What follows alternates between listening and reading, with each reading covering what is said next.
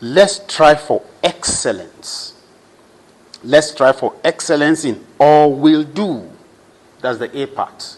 Let's try for excellence in all we do. So, 2 Corinthians 8, verse 7. Thank you. He said, let us strive for excellence in all that we do. So it means it is important, it is advisable, it is scripted in the scripture that whatsoever we had to do, everything we participated in, that excellence must be seen in all of our hearts. Some people don't care. When they dress, they just dress anyhow. When they hit anyhow. When they walk anyhow. No. It is important for you to know that people watch you as a role model. These days, people... But let me start my talk this way. Excellence is a gradual result of always striving to do better. When you attempt to do something good, when you attempt to achieve a task, by nature, we are all what we repeatedly do. The mentality of me has led us to nowhere. Our excellence can be seen in our collective efforts. This person can sing, this person can beat the drum, this person can preach, this can be an usher. That is what makes a perfect church. A copy. So be yourself. That's where your excellence is. You cannot produce excellence out of trying to become somebody else.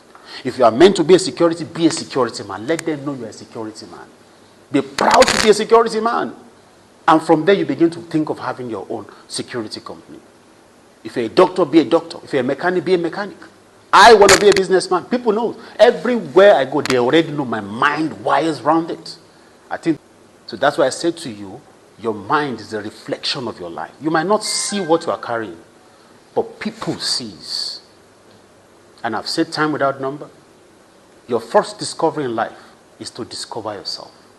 If you cannot discover yourself, you will fall for anything. And the first thing people will do, they will detach the price tag of your destiny. Everybody that is seated here is not a biological hero. Until you discover what you are created to solve, the word excellence cannot come out of your life. When you begin to try to become somebody else, you lose your identity. And as soon as you lose your identity, you fall for anything. Show me one photocopy that is close to the original copy, and I will show you a fake document. They're talking about can be seen in our productivity. Those things we have been wired to do. So I'm charging us today. Ask yourself, who am I? Until you discover who you are, and excellence must be seen in all of our hearts. Some people don't care. When they dress, they just dress anyhow. When they hit anyhow. When they walk anyhow. No. It is important for you to know that people watch you as a role model. These days, people they don't read scripture. They read you. So your life is their closest scripture. If you begin to misbehave, they will assume that you've been reading the scripture before them. That is what the scripture says. So our life is the mirror of the scripture to the people. We have to take note of that. But let me start my talk this way. Excellence is a gradual result of always striving to do better. When you attempt to do something good, when you attempt to achieve a task, of course, it is natural that we fail in our first attempt. And I've told people so many times, those who listen to me, I said, failure is the biological parent of success. So if you think you fail in your attempt, no, you've only learned a way not to do that thing that you want to achieve. Nothing like the word failure does not exist. When you did not achieve a particular task in your first attempt, you only find the first way not to do it again. Take for example, if you're driving from here to probably central London and you use your GP, your sat nav, or you don't have your sat nav, you're driving, you take a road and you find out that the road does not lead anywhere, you turn back. When next you want to go, you will not go that road again. You have found a way not to go to that place. So the word failure does not exist. It only exists in the mind of those people whose minds are weak.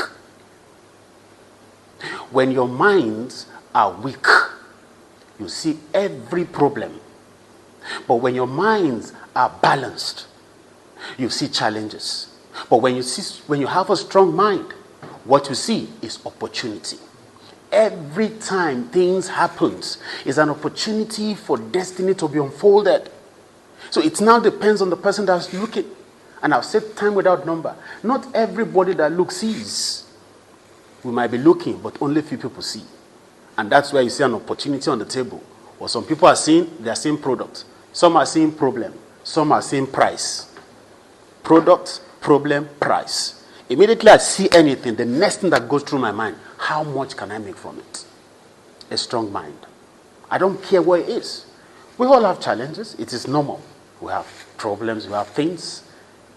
But your mind is your engine room of your destiny. So if you want to produce anything traceable to excellence in life, it is function of your mind. How strong is your mind? Because whatsoever your mind cannot contain, your hand cannot handle. Whatsoever your mind does not have the capacity to contain, your hand cannot handle. So most of us desire to become a billionaire. But in real sense, our mind is talking about penuries. So until your mind begins to accommodate it, give room for it, your hand can